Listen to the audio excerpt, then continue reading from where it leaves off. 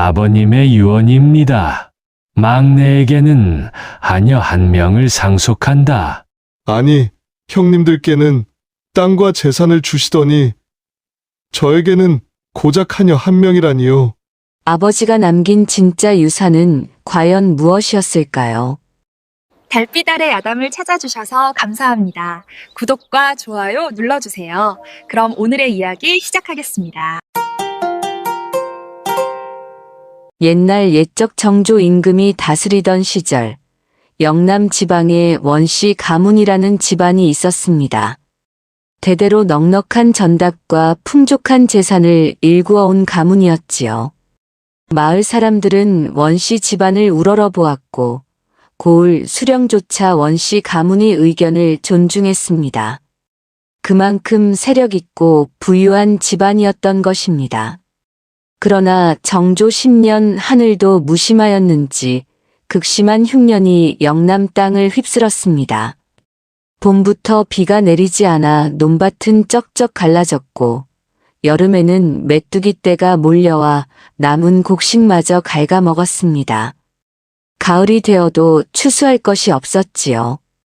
백성들은 굶주렸고 길거리에는 구걸하는 이들이 줄을 이었습니다. 원씨 가문도 타격을 받았지만 그래도 쌓아둔 재산이 있었기에 버틸 수 있었습니다.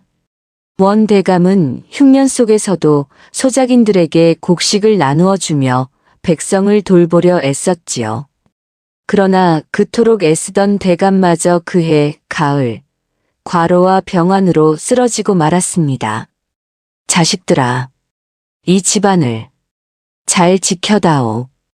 원 대감은 마지막 숨을 거두며 그렇게 말했습니다. 평생 가문을 일으켜 세우고 백성들을 보살펴온 어른이었지요. 대감이 눈을 감자 집안은 슬픔에 잠겼습니다. 장례를 치르고 3일이 지나자 재산 분배가 시작되었습니다. 세 아들은 각자 자신의 몫을 챙기기 위해 분주히 움직였습니다. 큰아들은 당연히 가장 큰 몫을 요구했고 둘째 아들은 자신도 가문을 위해 애썼다며 큰아들 못지않은 몫을 원했습니다. 형님, 저도 아버님을 모시며 가문 일에 힘썼습니다. 마땅히 공평하게 나누어야 하지 않겠습니까? 공평? 장자인 내가 가문을 이어가야 하는데 어찌 똑같이 나눌 수 있단 말이냐? 두 형은 서로 다투었고 논밭과 저택, 노비와 곡간을 놓고 실랑이를 벌였습니다. 그들은 제 앞가림에만 급급하여 서로 조금이라도 더 차지하려 다투기도 했지요. 그런 와중에 막내 아들 원윤에게는 이상한 유산이 떨어졌습니다. 땅 한 평도, 곡식 한 섬도, 노비 한 명도 아닌 하녀 단 한 사람이었습니다. 아니, 정확히 말하면 작은 사랑채 한 칸과 하녀 한 명이었지요. 원유는 23세 젊은 나이였습니다. 키가 훤칠하고 이목구비가 수려한 미남이었습니다. 어려서부터 총명하다는 소리를 들으며 자랐고 글을 익히고 사서삼경을 읽어 학문은 제법 깊었습니다. 성균관에 들어가 공부하기를 꿈꾸던 선비였지요. 그러나 원윤에게는 한 가지 약점이 있었습니다. 실제 세상 돌아가는 이치나 백성들의 삶에 대해서는 아는 것이 별로 없었던 것입니다. 책 속에서 성인의 가르침을 배웠을 뿐 땅을 밟고 사람을 다루는 법은 배운 적이 없었지요. 농사가 어떻게 지어지는지, 하인들이 어떤 마음으로 일하는지, 소작인들이 무엇을 힘들어하는지 전혀 몰랐습니다. 형들이 재산 목록을 펼쳐놓고 이것저것 나누어 가지는 동안 원유는 한쪽 구석에 앉아 그저 바라만 보고 있었습니다. 자신에게는 무엇이 돌아올지 기대도 하고 걱정도 했지요. 그런데 막상 자신의 몫이라며 건네받은 문서를 보고는 어안이 벙벙해졌습니다. 이게 전부입니까? 원유는 떨리는 목소리로 물었습니다. 형들은 서로 눈치를 보다가 큰형이 대답했습니다. 아버님의 유언이 그러했다. 막내에게는 사랑채 한 칸과 하녀 초연을 물려준다고 하셨다. 하지만 형님들께는 그토록 많은 땅과 재산을 주시고 저에게는 고작 이것뿐이라니. 원윤의 목소리에는 억울함이 배어 있었습니다. 둘째 형이 어깨를 으쓱이며 말했습니다. 우리는 가문을 위해 일해왔지. 너는 그저 책이나 읽었잖느냐. 아버님께서도 그 점을 고려하신 게 아니겠느냐? 원윤은 입술을 깨물었습니다. 자존심이 상했습니다. 자신이 형들만큼 가문에 기여하지 못했다는 것은 인정할 수밖에 없었습니다. 그러나 그렇다 해도 너무 심한 것 아닌가 싶었지요. 아버지께서 자신을 가장 아끼지 않으셨다는 생각이 들어 마음이 쓰라렸습니다. 작은 사랑채는 깨끗했지만 초라했습니다. 형들이 받은 저택과는 비교도 되지 않았지요. 원유는 마루에 털썩 주저앉아 한숨을 내쉬었습니다. 그러나 어찌하겠습니까? 이미 돌아가신 아버지의 유언이었고 형들은 자기 몫을 챙기느라 바빴으니 말입니다. 원유는 답답한 마음을 안고 며칠을 보냈습니다. 사흘째 되던 날 아침, 해가 떠오를 무렵이었습니다. 원유는 사랑채 마루에 앉아 멍하니 뜰을 바라보고 있었습니다. 가을 단풍이 떨어지고 있었고 바람은 차갑게 불어왔지요. 그때 뜰 아래에서 인기척이 들렸습니다.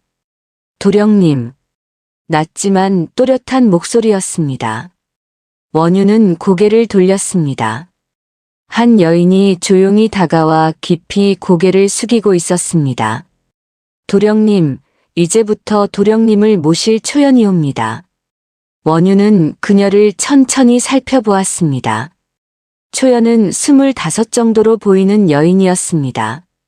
옷차림은 수수한 무명 치마 저고리였지만 깨끗하게 빨아입었고 머리는 단정하게 쪽을 찌고 있었습니다.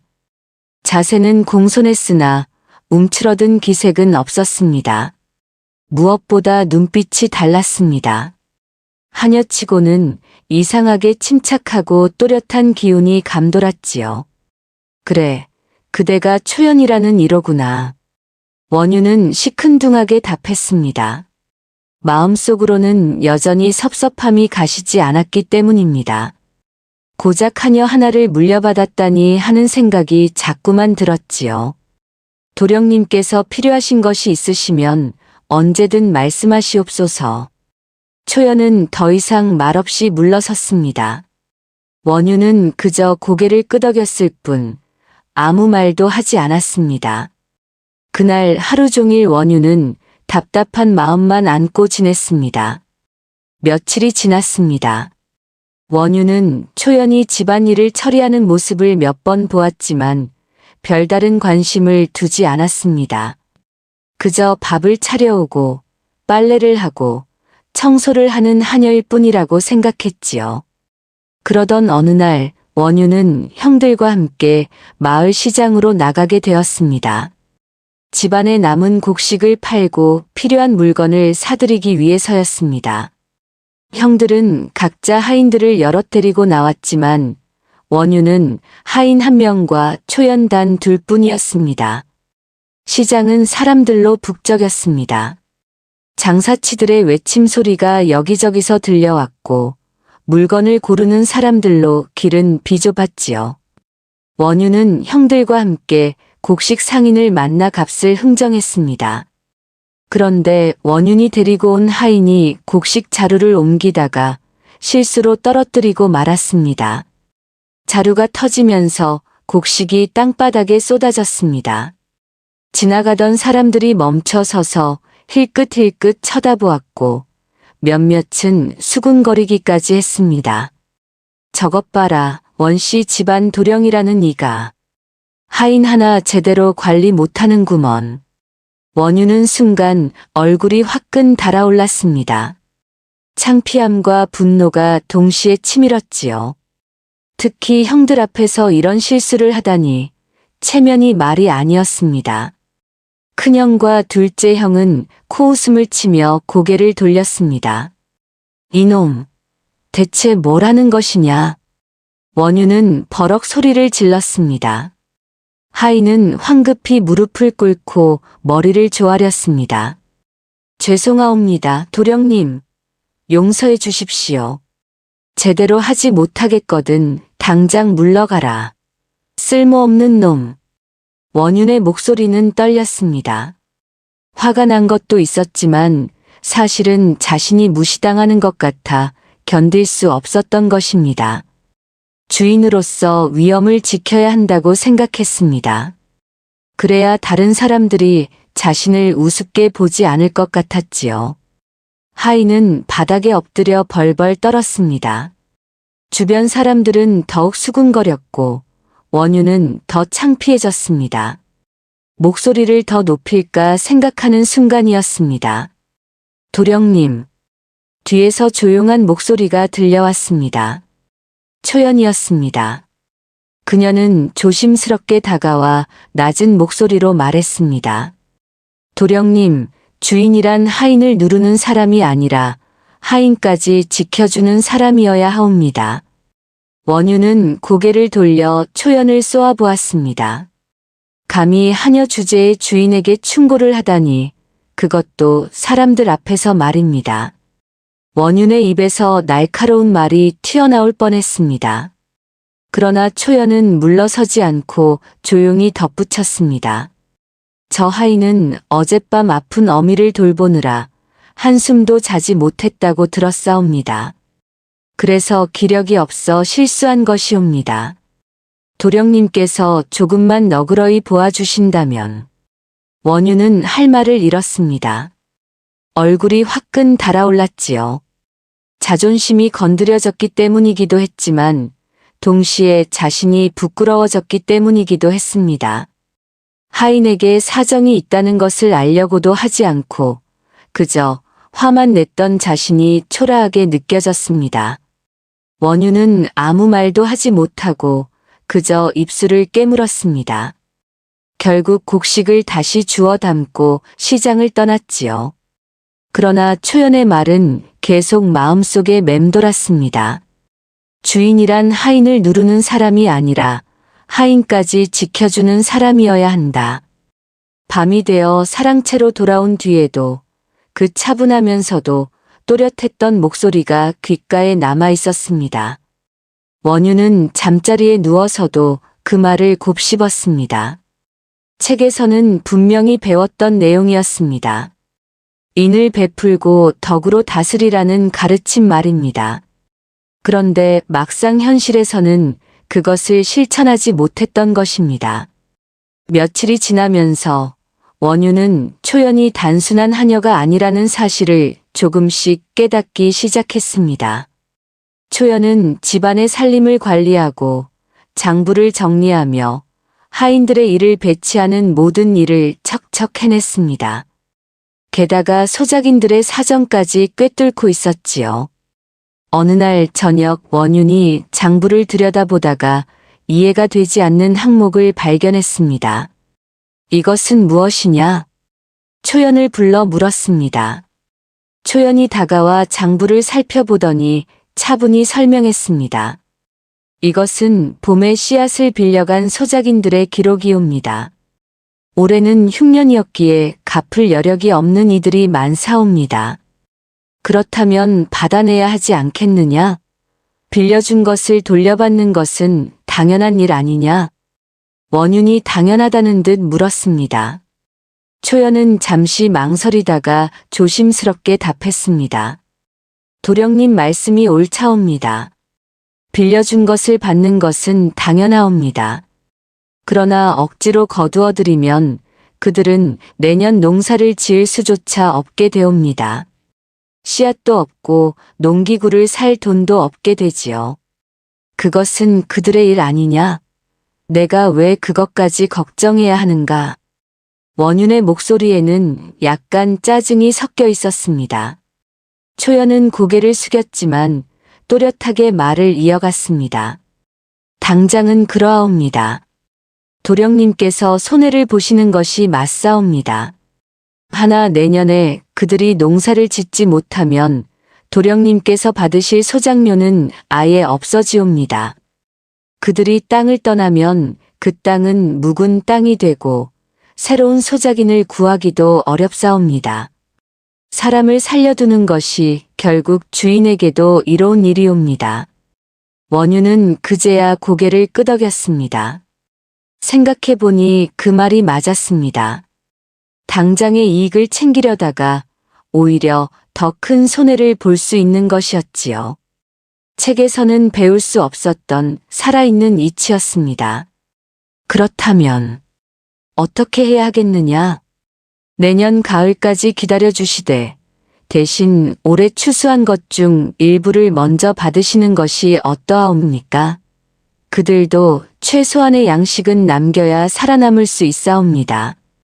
초연의 말에는 단순한 계산이 아니라 사람을 헤아리는 지혜가 담겨 있었습니다.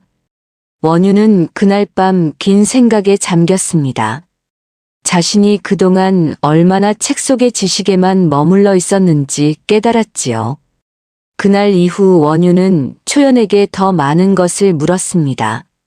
왜 하인들이 이런 행동을 하는지, 소작인들이 무엇을 바라는지, 장부는 어떻게 관리해야 하는지 물었습니다. 초연은 언제나 또렷하게 답했고, 원유는 자신이 그동안 얼마나 현실을 모르고 살았는지 깨닫기 시작했습니다. 그러던 어느 날 큰 문제가 터졌습니다. 고을 관아에서 사람이 찾아와 원씨 가문에 바쳐야 할 세곡 장부를 검토하다가 문제를 발견했다는 것이었습니다. 수십 섬의 곡식이 기록에서 누락되어 있었지요. 이것은 중대한 문제요. 세금을 속인 것이요? 관아의 이방이 엄한 목소리로 물었습니다. 형들은 급히 모여 장부를 뒤졌지만 도무지 원인을 알 수 없었습니다. 큰형이 원인을 쏘아보며 말했습니다. 막내, 내가 관리하던 창고에서 문제가 생긴 것 아니냐? 내가 장부를 제대로 보지 않아서 이런 일이 생긴 게 아니겠느냐? 원유는 억울했지만 증거가 없었습니다. 장부는 뒤죽박죽이었고 누가 무엇을 가져갔는지 알 수 없었지요. 둘째 형도 거들었습니다. 막내야, 내가 세상 물정을 몰라서 하인들이 곡식을 빼돌린 것 아니겠느냐? 이것은 내 책임이다. 이대로라면 원윤이 모든 책임을 뒤집었을 판이었습니다. 원유는 창백한 얼굴로 입술을 깨물었습니다. 어떻게 해야 할지 막막했지요. 그때 초연이 조용히 나섰습니다. 도령님, 제게 잠시 시간을 주시옵소서. 초연은 자신의 방으로 들어가더니 낡은 보자기에 쌓인 장부 한 권을 가지고 나왔습니다. 그것을 원윤에게 조심스럽게 내밀었습니다. 이것은 제가 따로 정리해둔 장부 사본이옵니다. 원유는 장부를 펼쳤습니다. 그 안에는 누가 언제 얼마만큼의 곡식을 옮겼는지 날짜와 시각까지 빠짐없이 기록되어 있었습니다. 심지어 곡식을 옮긴 하인의 이름과 목적까지 적혀 있었지요. 초연은 차분히 설명했습니다. 대감께서 생전에 저에게 분부하셨사옵니다. 만일의 사태를 대비하여 증거를 남기라 하셨사옵니다. 원유는 장부를 꼼꼼히 살펴보았습니다. 기록은 정확했고 빈틈이 없었습니다. 그리고 그 기록을 따라가다 보니 진실이 드러났습니다. 문제의 곡식을 빼돌린 것은 큰형의 측근 하인이었던 것입니다. 이것을 보십시오. 원유는 형들 앞에 장부를 내밀었습니다. 큰형은 얼굴이 붉어졌고 둘째 형은 당황한 표정을 지었습니다. 관아의 이방도 장부를 확인하더니 고개를 끄덕였습니다. 이 기록이 정확하다면 문제는 해결되었소. 막내 도령이 아니라 큰댁의 하인이 문제였구려. 큰형은 더 이상 원윤을 탓할 수 없었습니다. 오히려 자신의 관리 소홀을 질책당했지요. 원유는 초연 덕분에 누명을 벗었습니다. 그날 밤 원유는 초연을 불러 물었습니다. 초연, 그대는 어찌 그토록 꼼꼼히 모든 것을 기록해 두었소? 아버님께서 그리 분부하셨다 해도 이토록 철저하게 기록하는 것은 쉬운 일이 아닐 텐데. 초연은 잠시 망설이다가 조용히 답했습니다. 도령님, 저는 천한 몸이옵니다. 종의 신분으로 태어나 평생 남의 집에서 살아왔지요. 그렇기에 언제든 누명을 쓸 수 있다는 것을 알았사옵니다. 제 몸을 지키는 길은 진실을 기록으로 남기는 것뿐이었지요. 하나하나 정확히 기록해 두지 않으면 무슨 일이 생겼을 때 변명할 방법이 없사옵니다. 원유는 가슴이 먹먹해졌습니다. 초연의 철저함은 단순한 성실함이 아니었습니다. 살아남기 위한 처절한 지혜였던 것입니다. 신분이 낮다는 이유만으로 언제든 희생양이 될 수 있다는 두려움 속에서 자신을 지켜온 것이지요. 초연, 그대는 참으로 대단한 사람이요. 원유는 진심으로 말했습니다. 초연은 고개를 숙였지만 조용히 미소 지었습니다.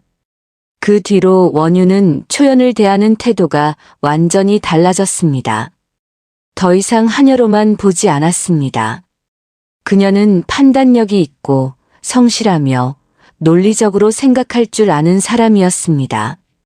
무엇보다 책임감이 강했습니다. 원유는 그녀에게서 진정으로 배울 점이 많다는 것을 느꼈지요. 그러던 중 또다시 문제가 생겼습니다. 소작인 두 사람이 땅의 경계를 두고 다투기 시작한 것입니다. 한쪽은 김씨라는 사람으로 마을에서 힘이 있고 고을 아전과도 연줄이 있는 자였습니다. 다른 쪽은 박노인이라는 가난하고 약한 노인이었지요. 김씨는 박노인의 땅 일부가 원래 자기 것이었다고 주장했습니다. 박노인은 억울해하며 그것은 자기 아버지 때부터 경작해온 땅이라고 항변했지요. 형들에게 이 문제가 보고되었습니다. 큰형은 간단히 말했습니다. 김씨가 힘도 있고 연줄도 있지 않느냐. 그냥 김씨 편을 들어주면 되지. 노인네 하나 쫓아내는 것쯤이야. 둘째 형도 고개를 끄덕였습니다. 맞아. 쓸데없이 시간 낭비하지 말고 빨리 처리하자. 그러나 원유는 마음이 편치 않았습니다.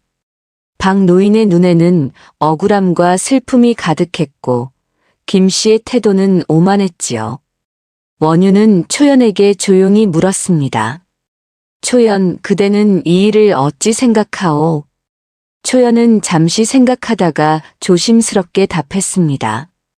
도령님, 억울한 자를 밀어내어 얻은 이익은 오래가지 못하옵니다. 주인이 정의롭지 못하면 백성들은 마음으로 따르지 않사옵니다. 당장은 편할지 몰라도 결국 가문의 명예가 땅에 떨어지게 되옵니다. 원유는 그 말을 듣고 결심했습니다. 직접 현장으로 가서 두 사람의 이야기를 들어보기로 한 것입니다. 다음 날 아침 원유는 초연과 함께 문제의 땅으로 갔습니다. 김씨와 박노인을 모두 불러 각자의 주장을 들었지요.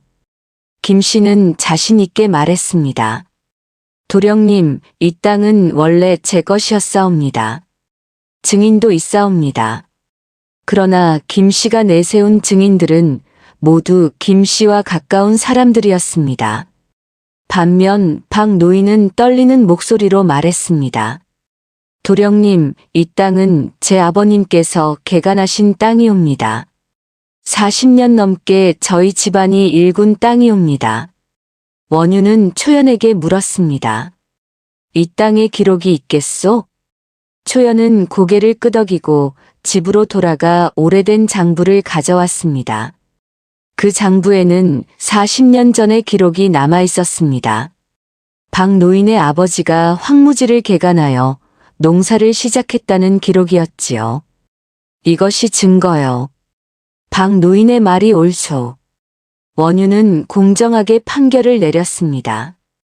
김 씨는 불만스러워했지만 증거 앞에서 물러설 수밖에 없었습니다.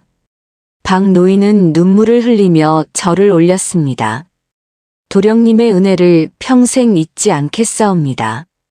그날 저녁 마을 사람들 사이에 소문이 퍼졌습니다. 막내 도령은 공정하고 백성의 말을 들어준다는 소문이었습니다.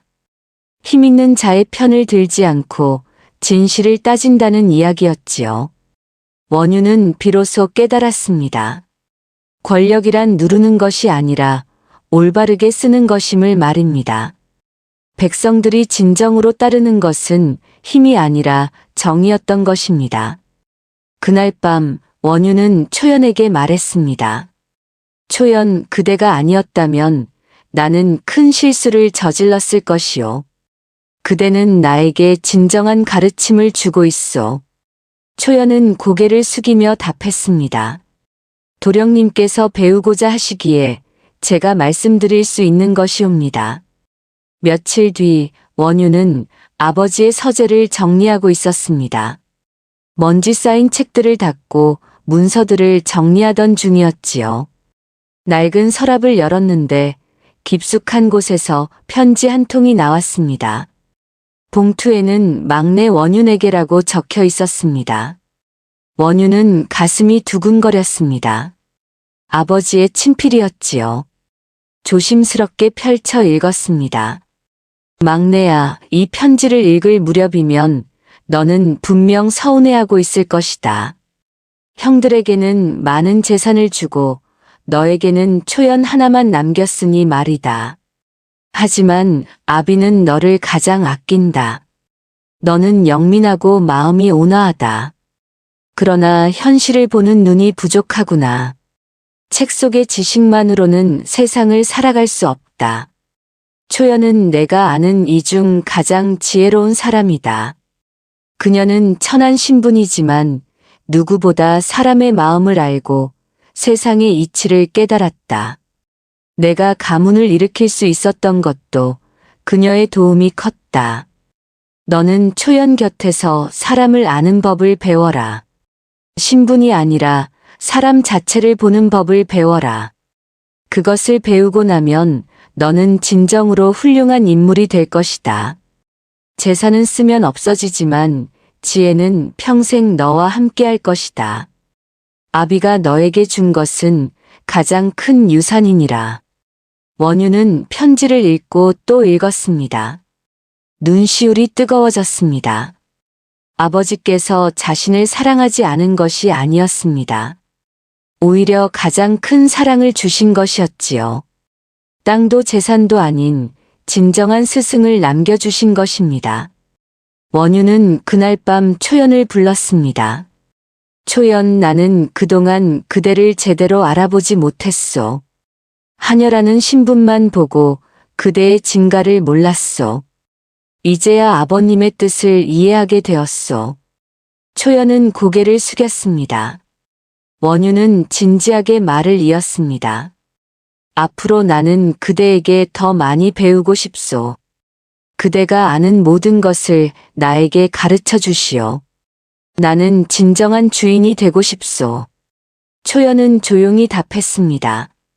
도령님께서 그리 생각해 주시니 감사할 따름이옵니다. 제가 아는 바를 모두 말씀드리겠사옵니다. 그 뒤로 원윤과 초연의 관계는 완전히 달라졌습니다. 원윤은 초연에게 끊임없이 물었습니다. 왜 하인들이 불만을 품는지, 왜 소작인들이 힘들어하는지, 어떻게 하면 가문을 잘 이끌 수 있는지 물었지요. 초연은 성실하게 답했습니다. 때로는 직접 현장을 보여주기도 했습니다. 하인들이 어떤 환경에서 일하는지, 소작인들이 얼마나 힘든 삶을 사는지 보여주었지요. 원유는 조금씩 성장해 갔습니다. 그러나 이를 못마땅하게 여기는 이들이 있었습니다. 바로 형들이었습니다. 막내가 점점 가문 안에서 목소리를 내고 백성들에게 인기를 얻자 위기감을 느낀 것이지요. 막내 도령이 하녀의 말만 듣고 행동한다니 가문의 채통이 말이 아니다. 저 초연이라는 것이 막내를 조종하는 게 분명하다. 저것을 내쫓아야 한다. 형들은 가문 회의를 소집했습니다. 초연을 내쫓자는 것이었지요. 원유는 단호히 반대했습니다. 형님들, 초연은 우리 가문에 없어서는 안 될 사람이요.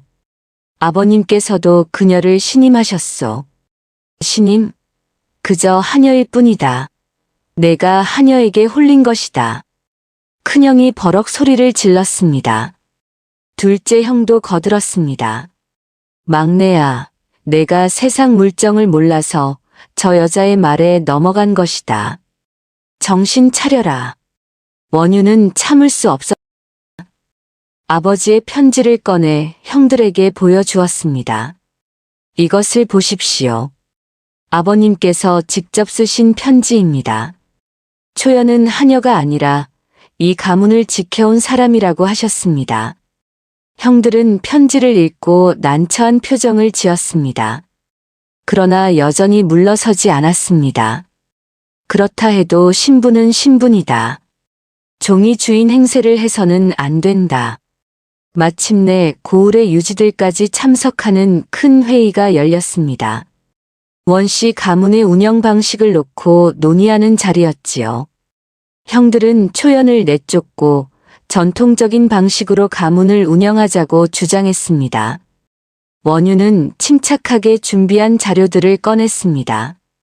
초연이 도와준 자료였지요.